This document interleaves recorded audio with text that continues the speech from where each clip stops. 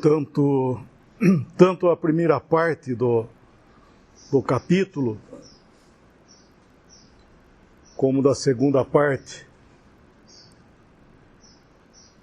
Ambas as criaturas, foram os gafanhotos, e agora essa cavalaria, ambos têm couraça, e essas couraças nos fala da consciência cauterizada. E é interessante aqui ver que Deus tem todas as coisas no seu controle. E tudo está preparado conforme os desígnios dele. Esse versículo 15. Foram então soltos os 4 anjos. Podia colocar um ponto final aí, né? Os 4 anjos foram soltos, mas que se achavam preparados para a hora, o dia, o mês e o ano. Então tudo, nós vemos que profeticamente estão preparados. Até a hora de acontecer, vai acontecer naquela hora. Vai ser no ano, no mês, no dia e na hora certa vai acontecer. E isso é um consolo, né? Porque o que nós estamos encontrando aqui é que Deus está permitindo, né? Até o versículo...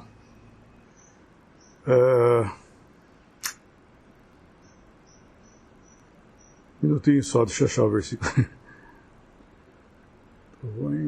O mistério de Deus é o próximo capítulo, acho que é, né? É o 11:7, é isso? Desculpa, 10:7. Ah, 10:7. Isso, exato. Obrigado. É o 10:7. Estava fazendo confusão no capítulo. 10:7.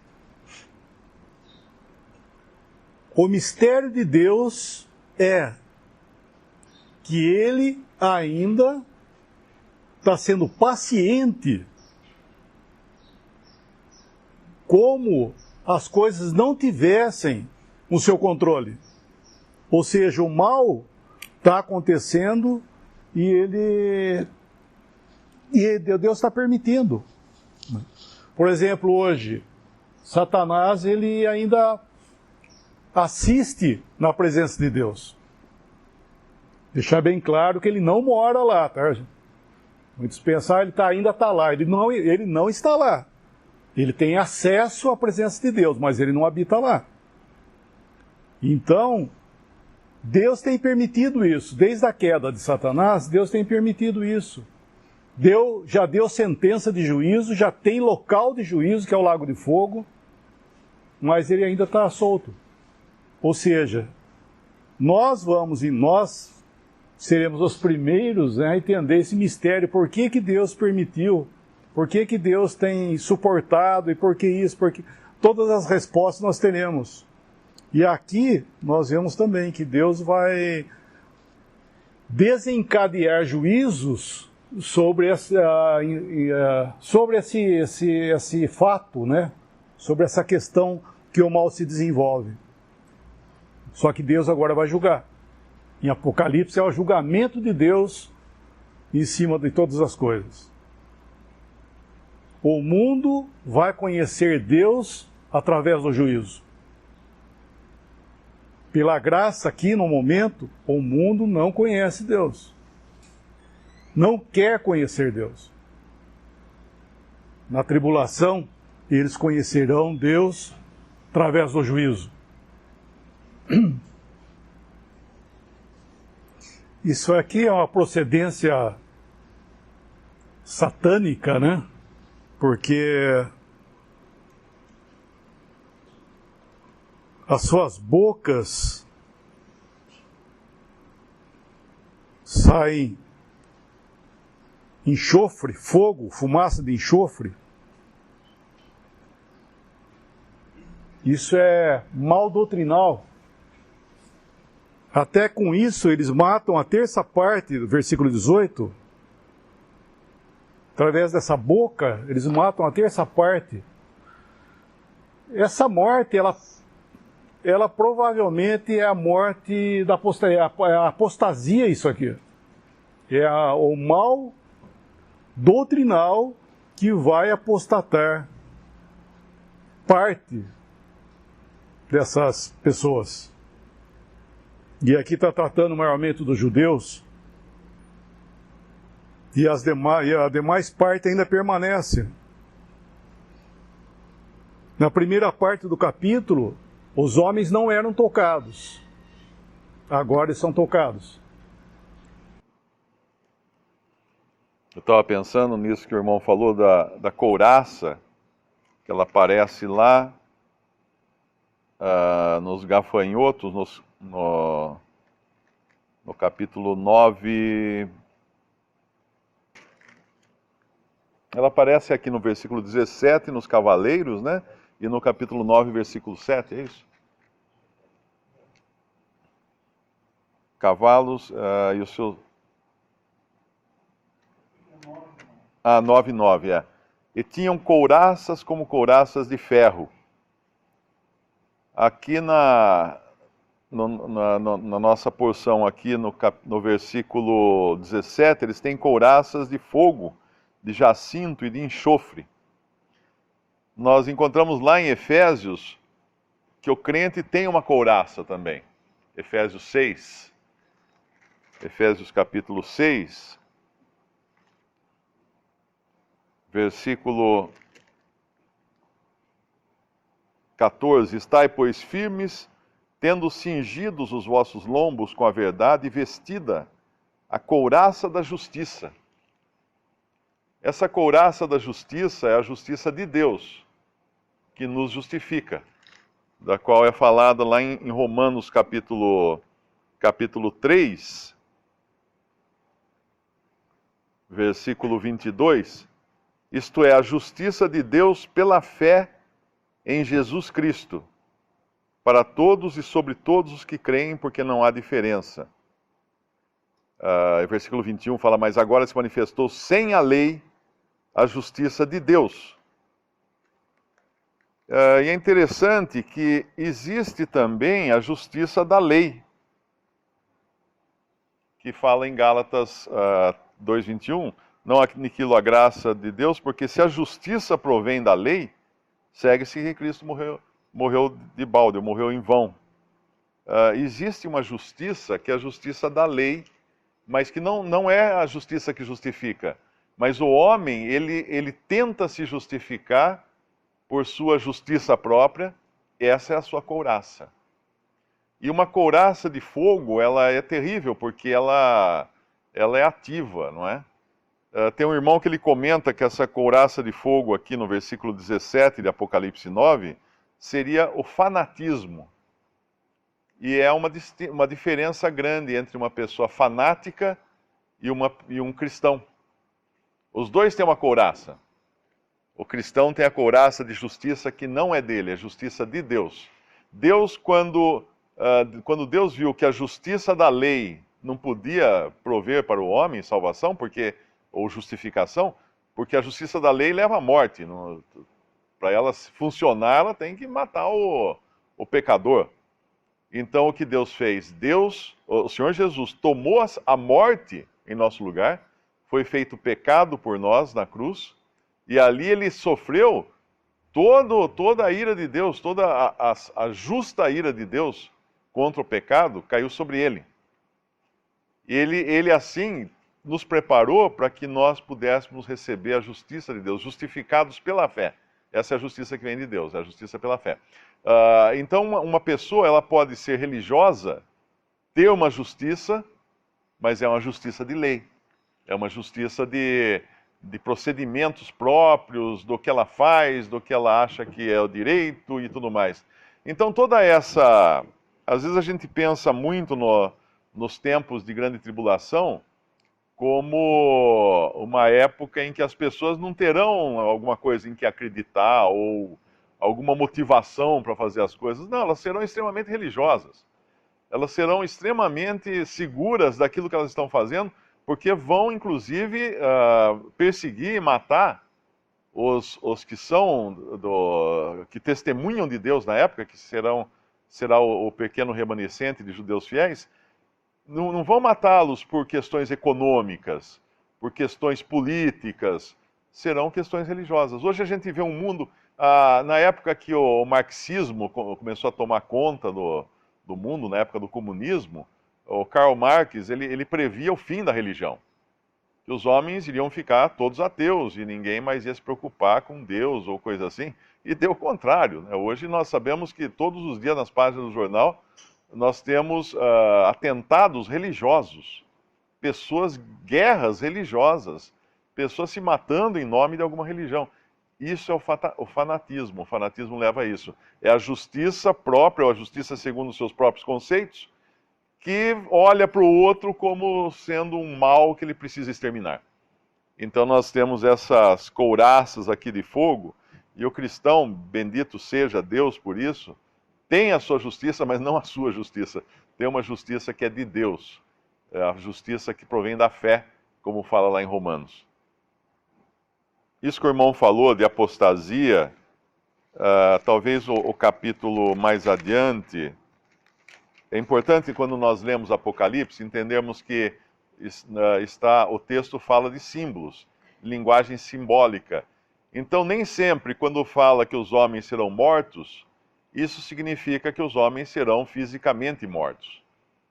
Porque a morte física, ela é terrível, obviamente, mas a morte moral é muito pior, a morte espiritual é muito pior. Deus nos considerou mortos em delitos e pecados quando seguíamos o quê? Os nossos pensamentos e o príncipe desse mundo, Satanás, as potestades do ar. Quando nós estávamos debaixo dessa direção, nós estávamos mortos aos olhos de Deus. Então, a pessoa que se coloca debaixo da direção de Satanás, fazendo a sua própria vontade e a vontade de Satanás, Efésios capítulo 2, ela está sendo morta, vamos dizer assim, ou está já morta, né? Espiritualmente, moralmente morta também. Então, no capítulo um pouco mais adiante, no capítulo 16... ele vai falar do rio, eu acho que é capítulo 16, que ele fala do rio Eufrates de novo. Capítulo 16, versículo 12, apenas a observação a respeito do que sai da boca. Que aqui nós temos no nosso capítulo falando que o poder dos cavalos está na sua boca, no nosso capítulo 9, 19. E aqui no capítulo 16, versículo 12, o sexto anjo derramou a sua taça sobre o grande rio Eufrates, a sua água secou-se para que se preparasse o caminho dos reis do Oriente. E da boca do dragão, e da boca da besta, e da boca do falso profeta vi sair 3 espíritos imundos, semelhantes a rãs, porque são espíritos de demônios que fazem prodígios, os quais vão ao encontro dos reis de todo o mundo, para os congregar para a batalha, naquele grande dia do Deus Todo-Poderoso. Então, o que sai da boca é poderoso. Quando o Tiago fala da língua, ele mostra que a língua é uma coisa que é como um navio, ele fala dos navios que são grandes, porém controlados apenas com um leme, e a língua controla tudo também. A eloquência desses ministros de Satanás será grande, ao ponto de convocar reis, ao ponto de persuadir reis, ao ponto de contaminar as pessoas e destruírem as pessoas e trazerem morte às pessoas. Isso nos fala, assim, de apostasia, de má doutrina, de ensino maligno. O Senhor falou, né? Não é o que entra pela boca que contamina o homem, mas o que sai da boca.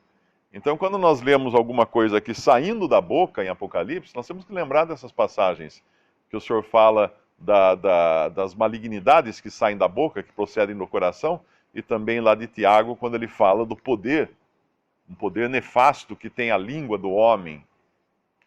E Satanás vai usar isso à maestria, né? Como ele já faz hoje, através das religiões. E Deus está usando essas coisas para lançar o juízo sobre esse mundo, sobre a terra de Israel, sobre o Império Romano revivido, nessa área de abrangência, de atuação do Império Romano revivido, chamada Besta. E esse livro tem suas particularidades e é de difícil compreensão. Eu vejo quando os irmãos estão ensinando, cada vez aparece uma coisa nova para mim.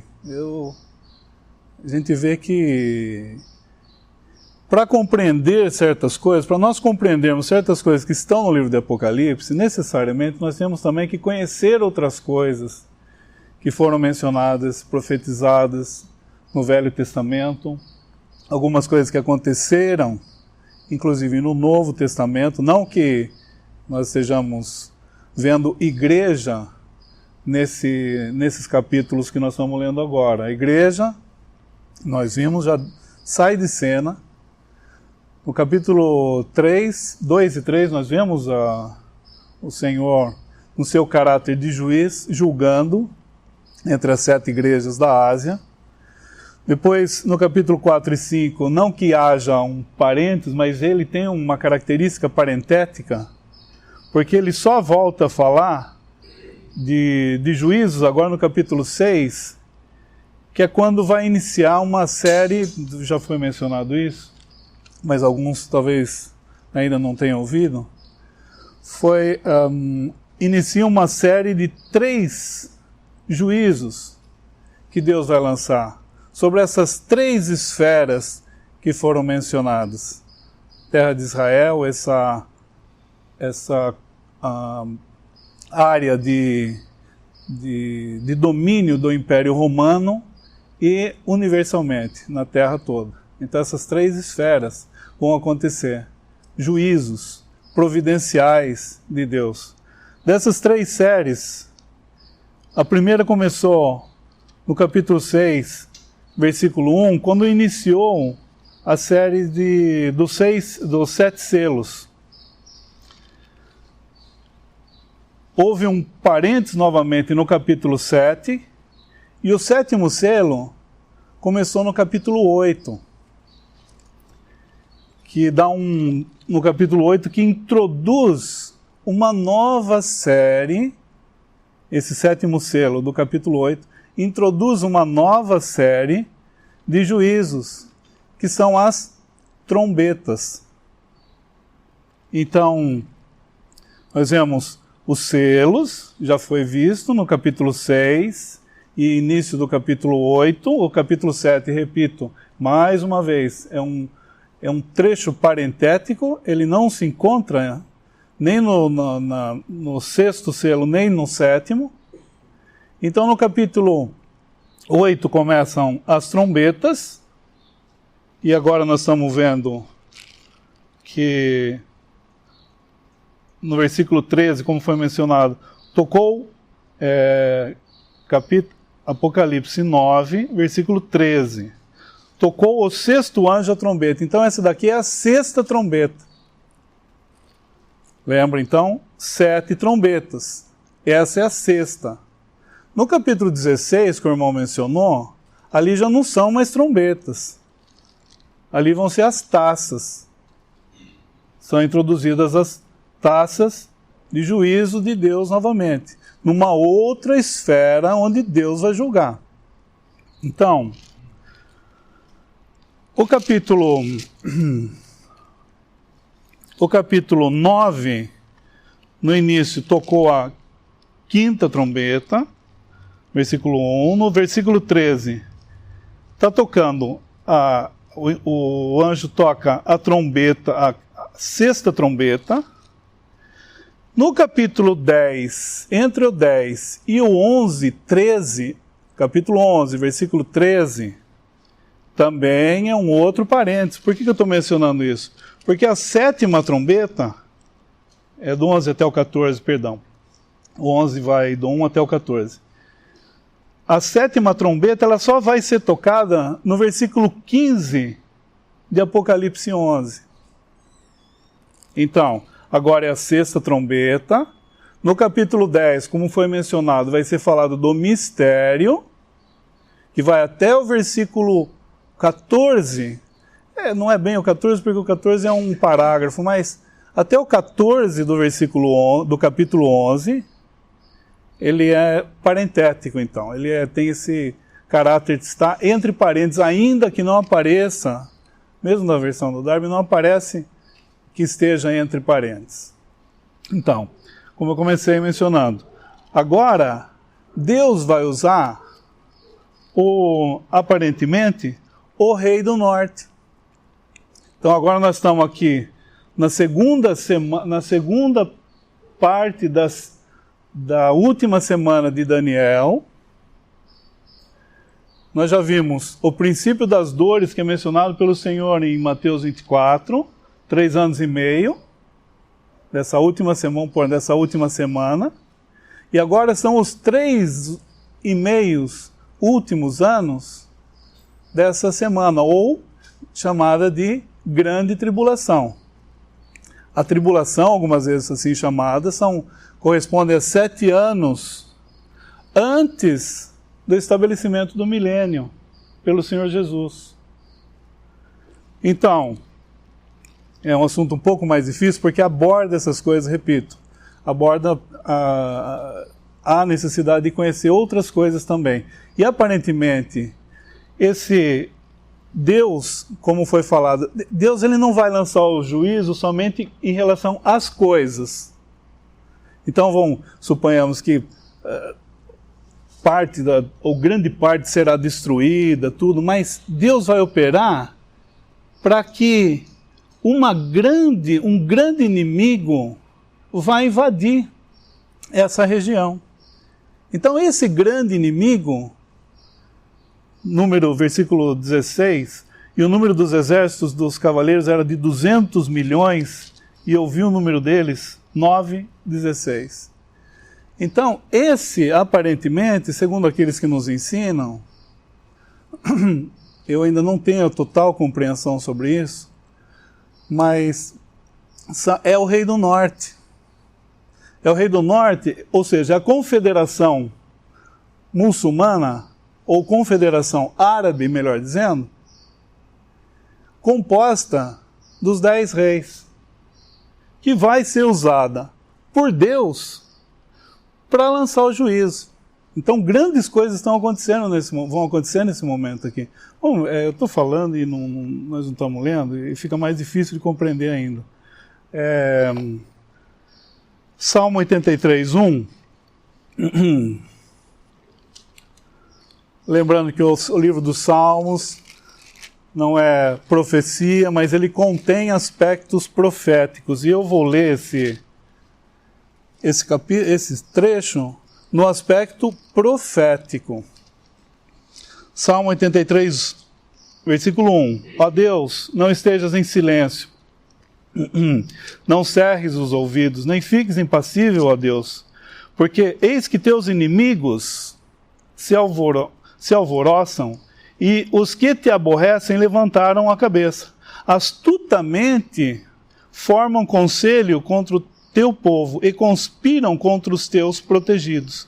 Disseram: vinde e desarraiguemo-los, para que não sejam nação, nem haja mais memória do nome de Israel, porque a uma se conluiaram, aliaram-se contra ti. As tendas de Edom, dos ismaelitas, de Moabe, dos agarenos, de Gebal, de Amon, de Amaleque e Filístia, com os moradores de Tiro, também a Assíria se ligou a eles, foram eles o braço dos filhos de Ló.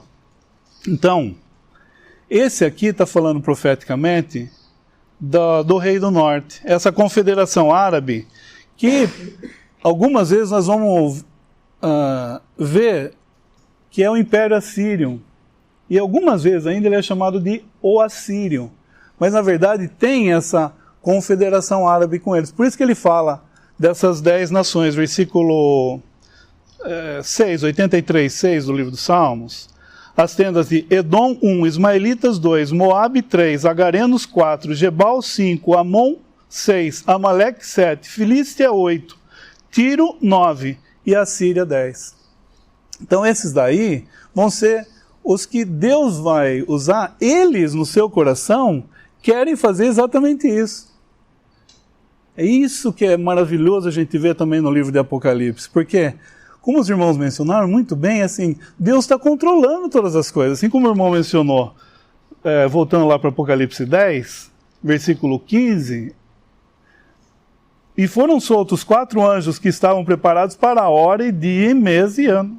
Desculpa, 9 e 15. Obrigado, Lemão. 9 e 15. E foram soltos 4 anjos que estavam preparados para a hora e dia e mês e ano, a fim de matarem a terça parte dos homens. Então isso tudo Deus está controlando, inclusive o que se passa no coração deles. Ou seja, por que eles não atacam Israel agora? Por que eles não atacam a besta agora? Porque isso aqui eles vão fazer assim, eles vêm do norte, atacam Israel, vão para o sul para atacar também o rei do sul, que é Egito e a confederação, ouvem que a besta está voltando para proteger Israel, eles voltam, o Senhor vai destruir a besta e depois o Senhor vai destruir também o rei do norte, que são esses aqui. Por que eles não atacam agora? Porque, pensando em Gênesis, quando o Senhor fala assim, Deus fala assim, a medida dos amorreus ainda não está completa.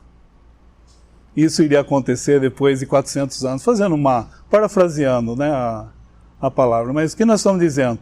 Deus está controlando todas as coisas. E nesse momento, eles vão atacar, porque agora é o anticristo que está no templo, querendo parecer ser Deus, querendo ser adorado como Deus, e vai ser, né? A idolatria volta. Vamos ler mais uma. Daniel. Livro de Daniel, capítulo 11, versículo 40 e 41, mostrando o que está sendo relacionado nesse sexto anjo, ou seja, essa trombeta tocada, sendo relacionada com o rei do norte, como foi mencionado. Daniel 11, 41. Melhor, 40, desculpa. Daniel 11, 40. E no fim do tempo, o rei do sul lutará com ele. E o rei do norte o acometerá com carros e com cavaleiros e com muitos navios, e entrará nas terras e as inundará e passará. 41.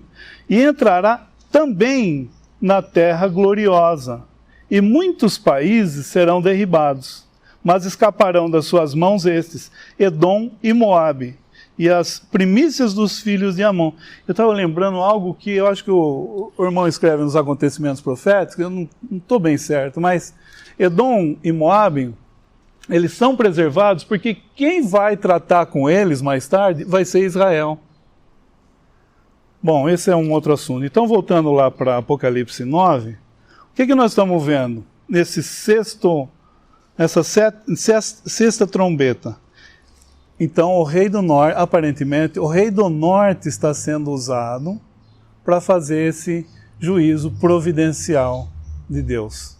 Repito, então, do 10 até o 11, 14, vai ser um parêntese. E ele vai voltar para falar da sétima trombeta no versículo 15 do capítulo 11, onde Cristo pessoalmente vai aparecer em juízo. Ali já é o Senhor que vai aparecer no capítulo 11, versículo 15. Então, só para distinguir, até esse momento nós estamos vendo a trombeta e depois nós vamos ver um parentético, um trecho parentético, E repito, como o irmão mencionou, capítulo 16 já é um outro juízo, que vão ser as taças. Detalhe aqui sobre esse altar do versículo 13. É interessante que a gente poderia perguntar: de que valem as orações? Se Deus tem tudo pré-determinado nos seus desígnios, tipo o dia, a hora, como está aqui no versículo, a hora, o dia, o mês, o ano, para fazer as coisas que ele determinou. Agora é bonito ver esse detalhe do altar, porque existiam 2 altares no tabernáculo e também no templo. Um era o altar, os 2 eram feitos de madeira, porém o revestimento mudava. Um era o altar de cobre ou bronze, que ficava fora do templo, fora da área interna do templo, que era o altar dos sacrifícios. E esse altar nos fala, a nós hoje, do sacrifício de Cristo. Era ali que eram queimados os animais oferecidos a Deus em sacrifício. Mas existia um outro altar, que ele era revestido de ouro, e esse ficava na área mais interna do templo. E esse altar não era usado para queimar animais, esse altar era usado para queimar incenso. E o incenso são as orações dos santos, como a própria Bíblia fala, que sobem a Deus. Quando nós vemos aqui que está saindo desse altar de ouro no versículo 13, está nos falando desse altar na presença de Deus, e é uma resposta às orações que são mencionadas no Salmo que o irmão leu, 83, porque ali é um clamor do próprio povo, do remanescente, clamando a Deus: ó Deus, não estejas em silêncio, não cerres os ouvidos, nem fiques impassível, ó Deus. Eles estão clamando, e no capítulo 5 de Apocalipse, capítulo 6 de Apocalipse, versículo 9, nós já passamos por aqui: e havendo aberto o 5º selo, vi debaixo do altar as almas dos que foram mortos por amor da palavra de Deus e por amor do testemunho que deram, e clamavam com grande voz, dizendo: até quando, ó verdadeiro e santo dominador, não julgas e vingas o nosso sangue dos que habitam sobre a terra? E aqui no nosso capítulo agora, é como se Deus falasse: olha, lembra aquilo que vocês pediram lá? Eu vou fazer. E é o que ele vai cumprir agora sobre os inimigos do povo de Israel, do povo judeu. Apocalipse 8, versículo 3. E veio outro anjo e pôs-se junto ao altar, tendo um incensário de ouro, e foi-lhe dado muito incenso, para o pôr com as orações de todos os santos sobre o altar de ouro, que está diante do trono. E o fumo do incenso subiu com as orações dos santos, desde a mão do anjo até diante de Deus. E o anjo tomou o incensário e o encheu do fogo do altar, e o lançou sobre a terra, e houve depois vozes, e trovões, e relâmpagos, e terremotos. No versículo 5 que foi lido, de Apocalipse 8, ele acrescenta algo que não está no capítulo 4, que são os terremotos. Ou seja, a coisa vai apertar ainda mais. Voltando lá para o capítulo 9, versículo 17, ele está falando desses cavalos, e no versículo 18, 9 e 18, ele está falando das 3 pragas, que são fogo, fumaça e enxofre, que saíam de suas bocas. E depois, uma coisa que é importante também ressaltar, é que apesar de tudo isso, aqueles que não são mortos, eles não vão se arrepender das suas obras. Olha só como é que é. Eu estou pensando nesse versículo 20 e 21. Apocalipse 9, 20 e 21. Isso é remarcável, é de fazer observação. Porque eu estou pensando assim: se a bondade de Deus não opera em nosso coração para produzir o arrependimento, não há arrependimento. E aqui é algo que eles vão estar vendo, um juízo terrível. E olha só o que acontece. Versículo 20, eu sei que nós estamos em cima da hora, mas esse é um assunto importante. Versículo 20. E os outros homens que não foram mortos por essas pragas, não se arrependeram das obras de suas mãos, para não adorarem os demônios e os ídolos de ouro e de prata e de bronze e de pedra e de madeira, que nem podem ver, nem ouvir, nem andar. E não se arrependeram dos seus homicídios, nem das suas feitiçarias, nem da sua prostituição, nem das suas ladroices. Eu estou pensando hoje, se Deus não opera em nós, nosso coração, a dureza do nosso coração, se Ele não agir em graça, em bondade, estou pensando em Romanos 2, a bondade de Deus opera o arrependimento, se não for Ele agindo, nós vamos ficar com nossos corações duros e não há arrependimento, irmãos. Então, assim, que encontremos graça, né, fazendo uma aplicação totalmente fora do que nós estamos vendo aqui, mas que nós achemos graça para andarmos juntos, que Ele possa operar em nossos corações, para que haja arrependimento. E eu não estou falando de inimigos, não. Estou falando de andar com amigos, andarmos como irmãos na Assembleia, porque isso aqui é um contraste grandioso que nós estamos vendo. Apesar de tudo, o que pode ser visto não muda o coração do homem. Então isso é demasiadamente importante nós chamarmos atenção.